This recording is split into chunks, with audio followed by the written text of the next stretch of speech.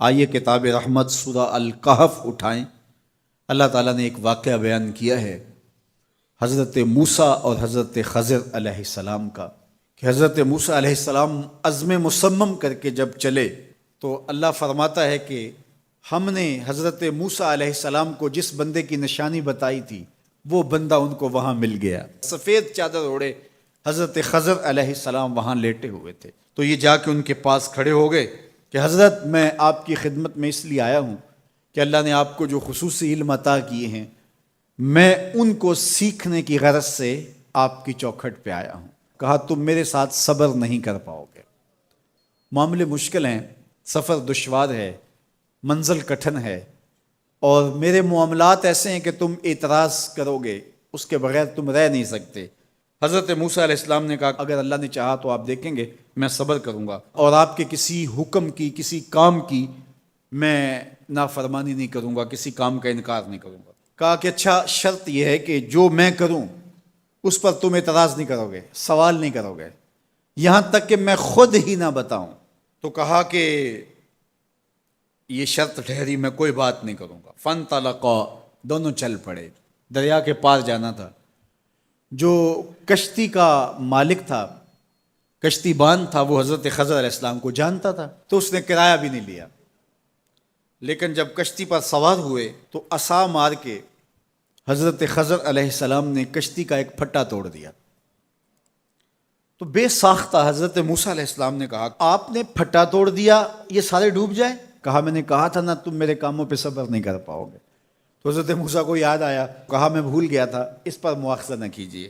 پھر دونوں چل پڑے، بچے کھیل رہے تھے، ایک خوبصورت لڑکا وہ بھی بچوں میں کھیل رہا تھا۔ حضرت خضر آگے بڑھے اور اس کی گردن مروڑ دی، اس کو قتل کر دیا۔ صاحب شریعت تھے حضرت موسیٰ علیہ السلام، نہ رہ سکے، پھر بول پڑے ایک جان کو بغیر کسی جان کے بدلے میں قتل کر دیا، اس نے گوایا کیا تھا ہمارا؟ آپ نے بہت ہی جو ہے وہ غلط کام کیا، یہ کام اچھا نہیں کیا آپ نے۔ کہا میں نے کہا نہیں تھا کہ تم میرے ساتھ صبر نہیں کر پاؤ گے۔ کہا ایک موقع اور دے دیجئے، اب اگر میں نے کوئی اعتراض اٹھایا تو پھر دوبارہ مجھے آپ اپنی صحبت میں نہ رکھیے، عذر تمام ہو جائے گا۔ پھر دونوں چل پڑے، یہاں تک کہ ایک بستی میں دونوں آئے تو آپ نے بستی والوں سے کہا کہ ہم مہمان ہیں، آپ ہماری مہمان نوازی کیجیے، کھانا کھلائیے۔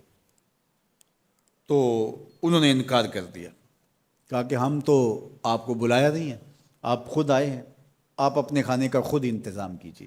گزر رہے تھے گلی سے تو ایک دیوار گرنا چاہ رہی تھی، تو جلدی سے اس دیوار کو مرمت کر دیا۔ کہا حضرت ہم اگر چاہتے تو اس پہ اجر لے سکتے تھے، انہوں نے ہمیں کھانا تک نہیں دیا اور ہم ان کی دیواریں سیدھی کر رہے ہیں۔ کہا اب تمہاری میری جدائی ہو گئی، تم نے یہ بھی اعتراض کر دیا۔ تو انہیں یاد آیا کہ وہ یہ بھی اعتراض ہو گیا، اب میں تمہیں بتاتا ہوں کہ یہ 3 کام میں نے کیوں کیے۔ اللہ اکبر۔ اب سنیے، قرآن ہمیں بتاتا ہے کہ ظاہری علم بھی ہوتا ہے لیکن کوئی باطنی علم بھی ہوتا ہے۔ کہا وہ پہلی بات کشتی والی سنو، یہ 2 مسکین بچوں کی کشتی تھی، ان کے گھر کا چولہا اس کی کمائی سے جلتا تھا۔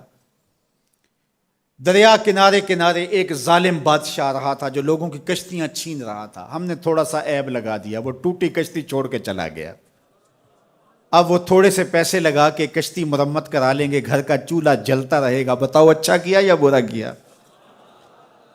کہا رہی بات اس بچے کی جس کو ہم نے قتل کیا، اس کے ماں باپ مومن تھے، نیک تھے، صالح تھے، بچے نے بڑا ہو کے بہت برا ہونا تھا، ہم نے اس کو قتل کر دیا، اللہ اس کے بدلے ان کو بہتر اولاد دے گا۔ علماء تفسیر نے لکھا ہے اس بچے کے بدلے میں اللہ نے ان والدین کو ایک بیٹی عطا کی جس کی نسل سے 70 نبی پیدا ہوئے۔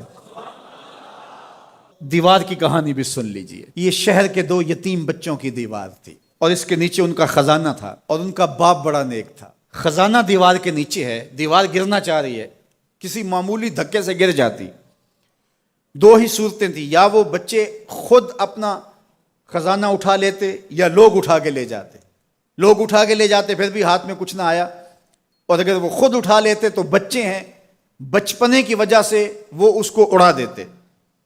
تو ہم نے اس کے اوپر دیوار کھڑی کر دی، جب تک وہ اس قابل نہیں ہو جاتے کہ یہ خزانہ نکال کے اس کو صحیح مصرف پہ لگا سکیں، اتنی دیر تک دیوار گرے گی نہیں۔